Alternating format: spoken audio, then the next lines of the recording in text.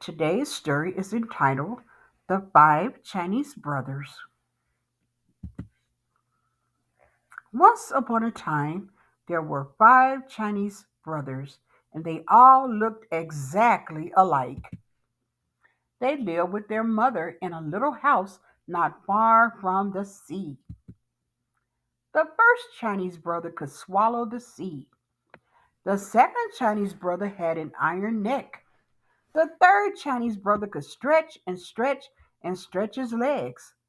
The fourth Chinese brother could not be burned, and the fifth Chinese brother could hold his breath indefinitely. Every morning, the first Chinese brother would go fishing, and whatever the weather, he would come back to the village with beautiful and rare fish, which he had caught and could sell at the market for a very good price. One day, as he was leaving the marketplace, a little boy stopped him and asked him if he could go fishing with him. No, it cannot be done, said the first Chinese brother. But the little boy begged, and finally the first Chinese brother consented. Under one condition, said he, and that is that you shall obey me promptly.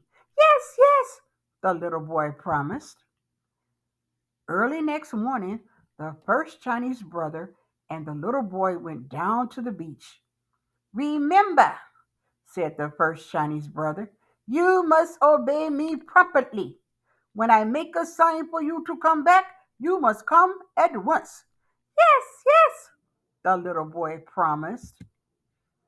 Then the first Chinese brother swallowed the sea, and all the fish were left high and dry at the bottom of the sea, and all the treasures of the sea lay uncovered. The little boy was delighted.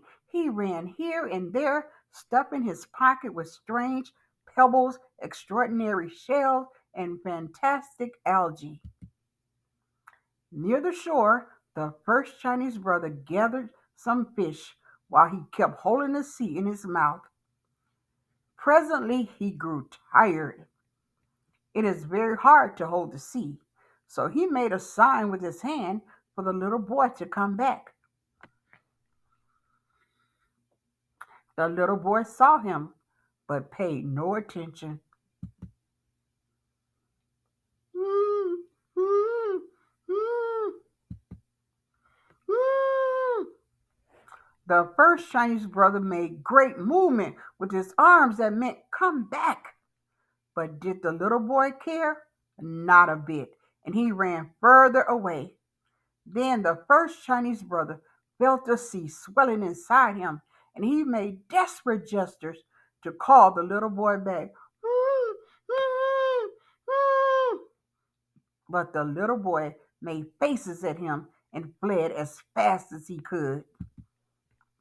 The first Chinese brother held the sea until he thought he was going to burst. All of a sudden, the sea forced its way out of his mouth, went back to his bed, and the little boy disappeared.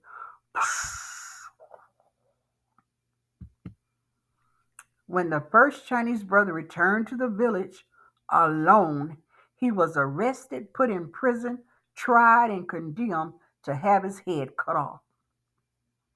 On the morning of the execution, he said to the judge, Your Honor, will you allow me to go and bid my mother goodbye?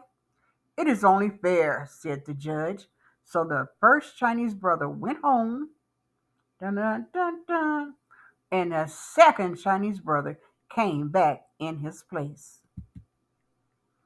All the people were assembled on the village square to witness the execution. The executioner took his sword and struck a mighty blow. But the second Chinese brother got up and smiled. He was the one with the iron neck, and they simply could not cut his head off. Everybody was angry, and they decided that he should be drowned. When they were far out on the ocean, the third Chinese brother was thrown overboard.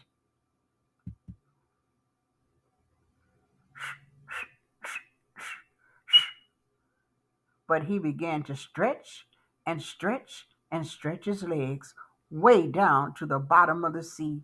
And all the time, his smiling face was bobbling up and down on the crest of the wave. He simply could not be drowned. Everybody was very angry, and they all decided that he should be burned. On the morning of the execution, the third Chinese brother said to the judge, Your Honor, will you allow me to go and bid my mother goodbye? It is only fair, said the judge. So the third Chinese brother went home, dun, dun, dun, dun, and the fourth Chinese brother came back in his place. He was tied up to a stake, fire was set to it, and all the people stood around watching it. In the midst of the flames, they heard him say, This is quite pleasant. Bring some more wood, the people cried. The fire rolled higher. Now it is quite comfortable, said the fourth Chinese brother, for he was the one who could not be burned. Everybody was getting more and more angry every minute, and they all decided to smother him. On the morning of the execution, the fourth Chinese brother said to the judge, Your Honor, will you allow me to go and bid my mother goodbye? It is only fair, said the judge. So the fourth Chinese brother went home, and the fifth Chinese brother came back in his place. A large brick oven had been built on the village square, and it had been all stuffed with whipped cream. The fifth Chinese brother was shoved into the oven, right in the middle of the cream. The door was shut tight, and everybody sat around and waited. They were not going to be tricked again, so they stayed there all night and even a little after dawn just to make sure. Then they opened the door and pulled him out, and he shook himself and said, My, that was a good sleep. Everybody stared open mouthed and round eyed, but the judge stepped forward and said, We have tried to get rid of you in every possible way, and somehow it cannot be done. It must be that you are innocent.